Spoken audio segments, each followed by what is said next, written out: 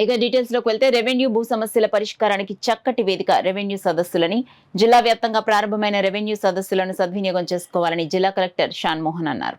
రాష్ట్ర ప్రభుత్వం ప్రతిష్టాత్మకంగా నిర్వహిస్తున్న రెవెన్యూ సదస్సులకు సంబంధించి కాకినాడ జిల్లా పెద్దాపురం నియోజకవర్గంలో పెద్దాపురం మండలం గోరింట గ్రామం పెదరామాలయం వద్ద ఏర్పాటు చేసిన రెవెన్యూ సదస్సుకు ఆయన ముఖ్య అతిథిగా హాజరయ్యారు.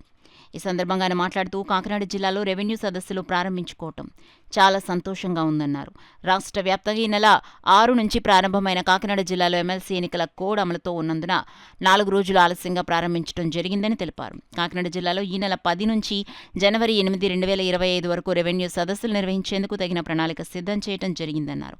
గ్రామాలను అభివృద్ధి పదంలో నడిపించేందుకు రెవెన్యూ సదస్సులు కీలక పాత్ర పోషిస్తాయన్నారు. కార్యక్రమంలో పెద్దాపురం రెవెన్యూ డివిజన్ అధికారి కె శ్రీరమణి, మాజీ మున్సిపల్ చైర్పర్సన్ రాజా సూరిబాబు, గ్రామ సర్పంచ్ మేరీ కుమారి, తహసీల్దార్ సిహెచ్ వెంకటలక్ష్మి, ఇతర అధికారులు, గ్రామస్తులు పాల్గొన్నారు. ఇవి కంప్లీట్ చేయాలి, వీలైనంత వరకు మనం తీర్చగలిగే గవర్నమెంట్ వైపు నుంచి చేయగలిగేవన్నీ కంప్లీట్ చేయాలి. ఒక 30 రోజుల్లో 45 రోజుల్లో ఈ సమస్య బట్టి అనే ఉద్దేశంతో ఈ కార్యక్రమం పెట్టడం జరిగింది. సో దయచేసి నా వైపు నుంచి జిల్లా కలెక్టర్గా నా రిక్వెస్ట్ ఏంటంటే దీన్ని ఓన్లీ భూమికి సంబంధించిన సమస్యల గురించి మాత్రమే వినియోగించుకోవాలి ఈ వేదికని. దయచేసి మిగిలిన ఇష్యూస్ లేకపోతే ఊళ్ళలో ఇంకా రకరకాల ఉంటాయి కదా, దీనికి సంబంధించి ఇంకేదైనా గ్రూప్లకు సంబంధించి ఉంటాయి, కొన్ని ఏదైనా హాస్పిటల్కి సంబంధించి ఉంటాయి, అవన్నీ ఇప్పుడు మాట్లాడేటివి కాదు. అది మొదటి నా విషయం నేను చెప్పదలుచుకున్నాను. రెండో విషయం, మా చెల్లి ఇద్దరికి ఒక మా నాయన భూమి ఇచ్చినాడు. మేమిద్దరం పంచుకోవటానికి ఎవరెవరు కూర్చోవాలా? నేను కూర్చోవాలా, ఆవిడ కూర్చోవాలి, మేబీ నా పిల్లలు ఎవరంటే పిల్లలు అందరూ కూర్చొని చేయాలి. అంతేనా? ఏ ఊళ్ళైనా ఇదే కదా జరుగుతుంది, ఏ కుటుంబంలో అయినా.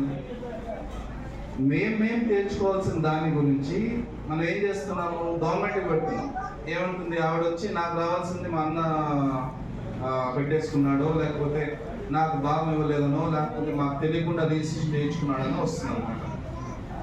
గవర్నమెంట్ దృష్టిలో మా మధ్య ఉన్న గొడవలో ఇప్పుడు ఇప్పుడు మేము అన్ని కాగితం రాసుకొని ఉండకపోవచ్చు కదా. మా ఆయన చెప్పి 10 ఎకరాలు నువ్వు తీసుకో, 2 ఎకరాలు నువ్వు తీసుకో అని చెప్పేదో పంపకాలు చేస్తూనే ఉంటారు. లేకపోతే ఇది కాకుండా ఇంకొక భూమి ఎక్కడన్నా ఉంటే ఆ 2 మీరు చూసుకోండి, ఇది 1 మీరు చూసుకోండి, రకరకాలుగా జరుగుతుంది. దీనికి గవర్నమెంట్ ఏమైనా సంబంధం ఉందా? లేదు కదా.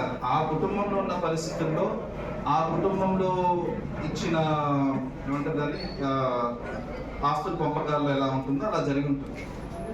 ఆ పంపకాల విషయంలో గవర్నమెంట్ దగ్గరకు వచ్చి నాకు అన్యాయం జరిగిందని చెప్పినా మనం పూర్తిగా చేయలేకపోవచ్చు.